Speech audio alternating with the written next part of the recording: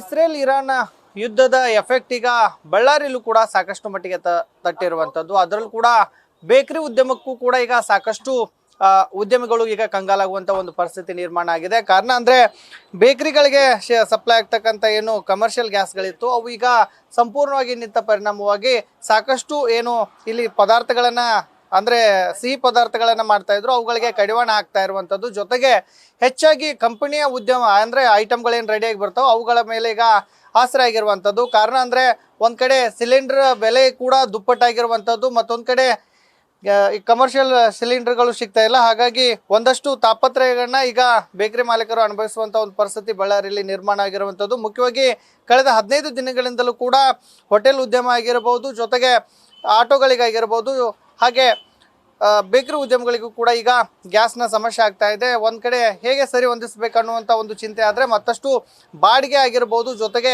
ಇನ್ನಿತರ ಖರ್ಚು ವೆಚ್ಚಗಳು ಜಾಸ್ತಿ ದುಬಾರಿ ಆಗ್ತಾ ಇದಾವೆ. ಅದರಲ್ಲೂ ಕೂಡ ಕಮರ್ಷಿಯಲ್ ಗ್ಯಾಸ್ ಬೆಲೆ ಕೇಳಿದ್ರೆ ಅದು ಗಗನಕ್ಕೇರಿದೆ ಅನ್ನುವಂಥ ಒಂದು ಮಾತನ್ನ ಇಲ್ಲಿನ ಬೇಕರಿ ಮಾಲೀಕರು ಕೂಡ ಹೇಳ್ತಾ ಇರುವಂಥದ್ದು. ನಮ್ಮ ಜೊತೆಗೆ ಈಗ ಬೇಕರಿ ಮಾಲೀಕರಿದ್ದಾರೆ, ಅವ್ರನ್ನೂ ಕೂಡ ಮಾತಾಡ್ತೀನಿ. ಸರ್, ಎಷ್ಟು ದಿವಸದಿಂದ ನಿಮಗೆ ಈ ಸಮಸ್ಯೆ ಆಗ್ತಾ ಇದೆ ಗ್ಯಾಸ್ ಅದು, ಮತ್ತೆ ಈಗ ಯಾವ ಐಟಮ್ಗಳನ್ನು ಕಡಿವಾಣ ಹಾಕಿದ್ದೀರಿ? ಸರ್, ನಾವು ಮಾಡೋ ಐಟಮ್ ಎಲ್ಲ ಕಡಿಮೆ ಮಾಡ್ತಾ ಇದೀವಿ, ಏಕೆಂದರೆ ಕಮರ್ಷಿಯಲ್ ಗ್ಯಾಸೇ ಸಿಗ್ತಾ ಇಲ್ಲ.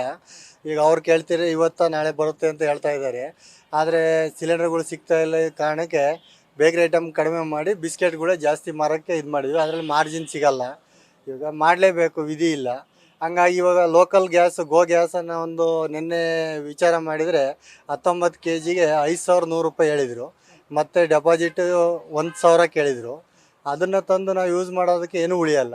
ಹಂಗಾಗಿ ನಾವೆಲ್ಲ ಪ್ಯಾಕಿಂಗ್ ಐಟಮಿಗೆ ಇದಾಗಿದೆ. ಕಮರ್ಷಿಯಲ್ ರೆಗ್ಯುಲರ್ ನಿಮ್ ಕಮರ್ಷಿಯಲ್ ಗ್ಯಾಸ್ಗೆ ಏನು ಸಿಲಿಂಡರ್ ಕೊಡ್ತಾ ಇದ್ರು, ಅವ್ರು ಕೇಳಿದ್ರೆ ಏನು ಹೇಳ್ತಾ ಇದ್ದಾರೆ ನಿಮ್ಗೆ? ಈಗ ಅವರು ನಾಳೆ ಬರುತ್ತೆ ಸರ್, ನಾಡ್ದೆ ಬರುತ್ತೆ, ನಿಮಗೆ ಕೊಡ್ತೀವಿ ಅಂತ ಹೇಳ್ತೀವಿ ಸರ್. ಇಲ್ಲಿವರೆಗೂ ಹೆಂಗೆ ಇದ್ದಾವೆ ಅವರಲ್ಲಿ ಹೋಗ್ತಾ ಇದೀವಿ ಸರ್. ಕಮರ್ಷಿಯಲ್ ಸಿಲಿಂಡರ್ ಇಂಡಿಯನ್ ನಾವು ಯೂಸ್ ಮಾಡೋದು, ಆ ಇಂಡಿಯನ್ನ ಕೇಳ್ತಾ ಇದ್ವಿ, ನಾಳೆ ಕೊಡ್ತೀವಿ ನಾಳೆ ಕೊಡ್ತೀವಿ ಅಂತ ಹೇಳ್ತಾ ಇದ್ದಾರೆ. ಭಾರತ್ ಸಿಗ್ತಾ ಇದೆ, ಆ ಭಾರತ್ ನಮಗೆ ಕೊಡೋಕ್ಕಾಗಲ್ಲ, ಏಕೆ ಇಂಡಿಯನ್ ನಮ್ಮ ಹತ್ರ ಇರೋದು. ಹಂಗಾಗಿ ಈ ಥರ ನಡೀತಾ ಇರೋದಕ್ಕೆ ನಾವು ಎಲ್ಲ ಪ್ಯಾಕಿಂಗ್ ಐಟಮ್ ಇವಾಗ ಜಾಸ್ತಿ ಮಾರ್ಕೊಂಡು ನಡೀತಾ ಇದೀವಿ ಸರ್. ಅಂದ್ರೆ ಈಗ ಗ್ಯಾಸ್ ಇಲ್ದವ್ರಿಗೆ ಭಾಳ ಲಾಸ್ ಆಗ್ತಾ ಇತ್ತಾ? ಹಿಂಗೆ ಲಾಸ್ ಆಗ್ತಾ ಇದೆ ಸರ್, ಯಾಕೆಂದರೆ ನಮ್ಮ ಐಟಮ್ಗಳೆಲ್ಲ ಕಡಿಮೆ ಮಾಡ್ಕೊಂಡಿದ್ವಿ, ಬ್ರೆಡ್ ಬನ್ನೆಲ್ಲ ಕಡಿಮೆ ಮಾಡಿದ್ದೀವಿ. ಏಕೆಂದರೆ ಇವಾಗ ಗ್ಯಾಸ್ ಬೇಕಲ್ಲ, ಇನ್ನೊಂದು ಬೇರೆ ಕೇಳಿ ದುಪ್ಪಟ್ಟಿದೆ. ಅದು ಕಮರ್ಷಿಯಲ್ ಲೋಕಲ್ ಸಿಲಿಂಡರ್ಗಳು ತಂದರೆ ಯೂಸ್ ಮಾಡೋಕ್ಕೆ ಅದಕ್ಕೆ ಮತ್ತೆ ರೆಗ್ಯುಲೇಟರ್ ಪ್ರತಿಯೊಂದು ಚೇಂಜ್ ಮಾಡಬೇಕು, ಮತ್ತು ಅದಕ್ಕೆ ಡೆಪಾಸಿಟ್ ಕಟ್ಟಬೇಕು ಅಂತ ಕೇಳ್ತಾರೆ. ಈಗ ನಮ್ಮ ಮಾಮೂಲಿ ಇಂಡಿಯನ್ ಗೌರ್ಮೆಂಟ್ ಸಿಲಿಂಡರ್ ಯೂಸ್ ಮಾಡ್ತಾ ಇದ್ದು, ಅದು ಇವಾಗ ನಾಳೆ ನಾಡ್ದು ಅಂತ ಹೇಳ್ತಾ ಇದ್ದಾರೆ. ಯಾವಾಗ ಬರುತ್ತೆ ಅಲ್ಲಿ ಇಲ್ಲಿಂದ ಇವಾಗ ಒಂದು 10 ಡೇಸಿಂದ 10 ಡೇಸಿಂದ ಸಮಸ್ಯೆ ಇದೆ ಸರ್. ಇದಿಷ್ಟು ಬೇಕರಿ ಮಾಲೀಕರ ಅಳಲಾಗಿರ್ತಕ್ಕಂಥದ್ದು. ಕಳೆದ 15 ದಿನಗಳಿಂದಲೂ ಕಮರ್ಷಿಯಲ್ ಸಿಲಿಂಡರ್ಗಳು ಸಿಗ್ತಾ ಇಲ್ಲ, ಹಾಗಾಗಿ ಒಂದಷ್ಟು ಪರದಾಟವನ್ನ ಅನುಭವಿಸ್ತಾ ಇದ್ರೆ, ಮತ್ತೊಂದು ಕಡೆ ಹೆಚ್ಚಿನದಾಗಿ ಏನು ಈ ಬೇಕರಿಯಲ್ಲಿ ತಯಾರಾಗ್ತಕ್ಕಂಥ ಬಣ್ಣ ಆಗಿರ್ಬೋದು, ಬ್ರೆಡ್ ಆಗಿರ್ಬೋದು, ಕೇಕ್ ಆಗಿರ್ಬೋದು, ಇತರೆ ಐಟಮ್ಗಳಿಗೆ ನಾವು ಕಡಿವಾಣ ಆಗ್ತಾ ಇದ್ವಿ.